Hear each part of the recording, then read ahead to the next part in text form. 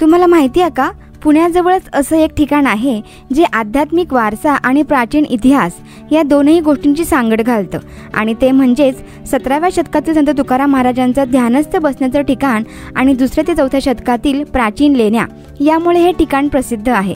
ते म्हणजेच पुण्याजवळच 30 किलोमीटर अंतरावर असलेलं घोरवडेश्वर. सुमारे 350 पायऱ्यांचा ट्रेक करून टेकडीवर आल्यावर आपण 2ऱ्या ते 4थ्या शतकातील कोरलेल्या लेण्यांच्या इथे पोहोचतो. इथे आल्यावर पहिल्याच गुहेत तुकाराम महाराज एकांतात नामस्मरण करण्यासाठी इथे येत असत. ती गुहा आहे जिथे विठ्ठल रुक्मिणी आणि तुकाराम महाराजांची मूर्ती पाहायला मिळते. तर इथून पुढे आल्यावर मधल्या गुहेत घोरवडेश्वराचं मंदिर आहे. या बौद्ध लेण्या असून याची माहिती इथे कोरलेल्या शिलालेखावरून मिळते.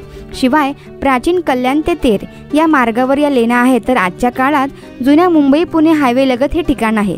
ही माहिती जर आवडली असेल तर अधिक माहितीसाठी लिंकवर क्लिक करून चॅनल सबस्क्राईब जरूर करा.